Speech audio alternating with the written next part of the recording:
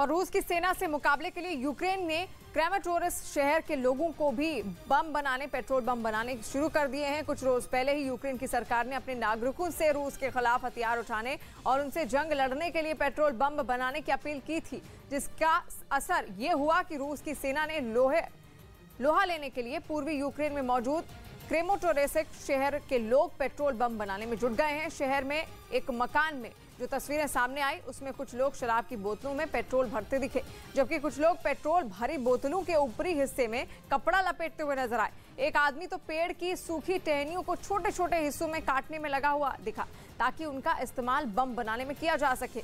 इसी तरह एक दूसरा आदमी कांच की खाली बोतलों को वहां इकट्ठा करता हुआ दिखा और इस दौरान वहां कई महिलाएं बम बनाने के लिए कपड़े फाड़ने और उन्हें छोटे छोटे हिस्सों में बांटने के काम में जुटी दिखाई दी।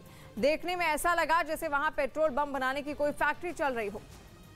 रूस ने यूक्रेन पर हमले के दौरान दुनिया का सबसे बड़ा विमान नष्ट कर दिया। ये बात यूक्रेन के विदेश मंत्री ने ट्वीट करके दुनिया को बताई और दुनिया के सबसे बड़े विमान AN-225 की तस्वीर शेयर करते हुए जानकारी दी कि हमले में ये विमान नष्ट हो चुका है। इस विमान का नाम मरिया भी बताया जाता है, जिसका यूक्रेन की भाषा में मतलब होता है सपना। अपने ट्वीट में वहां के विदेश मंत्री ने लिखा कि रूस ने हमारे मरिया को तो तबाह कर दिया, लेकिन वो हमारे सपने को खत्म नहीं कर पाएंगे। यूक्रेन ने दावा किया कि रूस ने हमले में कीव के पास होस्टोमेल हवाई अड्डे पर हमला किया और वहां खड़े मरिया विमान पर बमबारी की, जिसमें वो बुरी तरह झुलस गया। यूक्रेन का कहना है कि वो इस विमान की मरम्मत करेगा, लेकिन ये काम इतना आसान नहीं होगा, क्योंकि इस सपने को पूरा करने में भारतीय रुपयों के हिसाब से 22 करोड़ से ज्यादा रुपए खर्च होंगे और 5 साल का समय लगेगा। लेकिन यूक्रेन का दावा है कि वो अपने इस सपने को जरूर पूरा करेगा और एक नहीं ऐसे कई विमान बनाएगा। यूक्रेन के इस विमान में कई खूबियां हैं, जैसे कि एक बार ईंधन भरे जाने के बाद ये बिना रुके 18 घंटे तक उड़ान भर सकता है। करीब 600 टन वजन का ये प्लेन 640 टन तक का वजन ले जा सकता है। आमतौर पर यह विमान 36,000 फीट की ऊंचाई पर उड़ान भर सकता है, लेकिन अगर जरूरत पड़े तो अपने हिसाब से ऊंचाई कम ज्यादा भी कर सकता है। अपनी इन्हीं खूबियों की वजह से यह विमान विज्ञान, युद्ध क्षेत्र और राहत जैसे कई कामों में इस्तेमाल हुआ।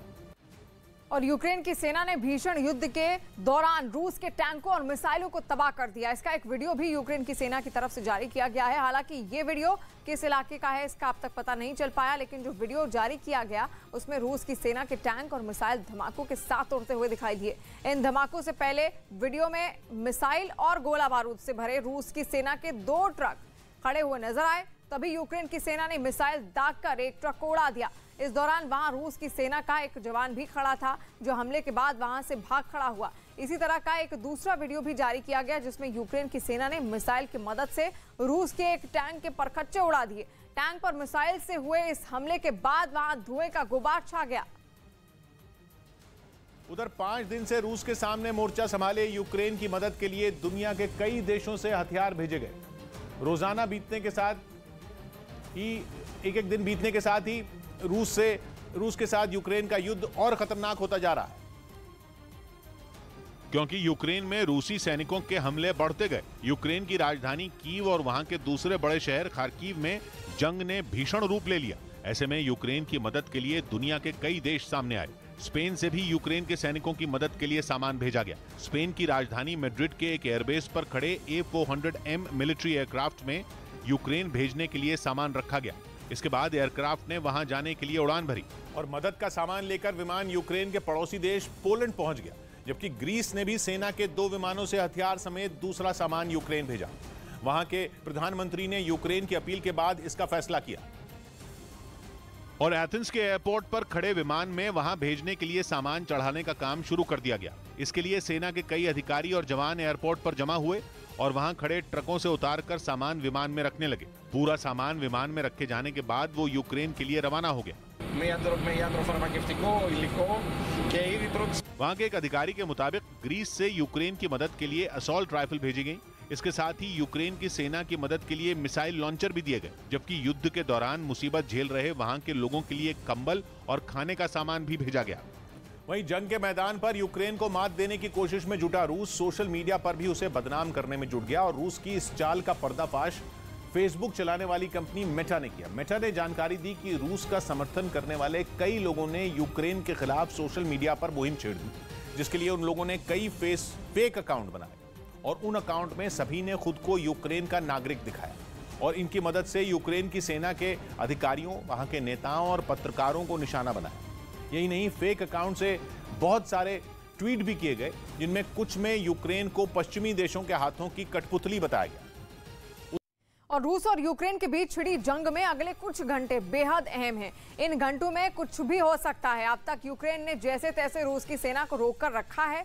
किसी तरह उसने अपनी राजधानी कीव को बचाया हुआ है, लेकिन अगले कुछ घंटों में यूक्रेन पर कयामत कहर बनकर बरस सकती है।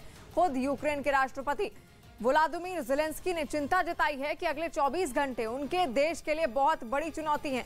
पूरी दुनिया डरी हुई है। डर है रूस के उस ब्रह्मास्त्र का जो उसने यूक्रेन के खिलाफ उतार दिया है।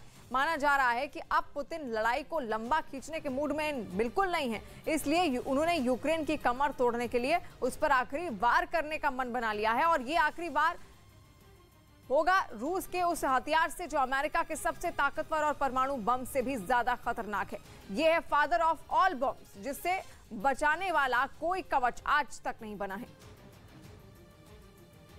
और ये रूस का ऐसा ब्रह्मास्त्र है जो आज तक नहीं चला, लेकिन डर है कि अब वो चल सकता है। डर है कि यूक्रेन को घुटनों पर लाने के लिए पुतिन कभी भी इस हथियार को चला सकते हैं। यह है father of all bombs, Hindi में कहें तो बमों का बाप, जो अगर रूस ने चला दिया तो यूक्रेन का काम तमाम हो सकता है। दुनिया के नक्शे से उसका वजूद भी मिट सकता है। रूस का यह ब्रह्मास्त्र फादर ऑफ ऑल बॉम्ब्स असल में बेहद खतरनाक TOS-1 मल्टीपल रॉकेट लॉन्चर है, जो जहां फट जाए वहां तबाही मचा देता है।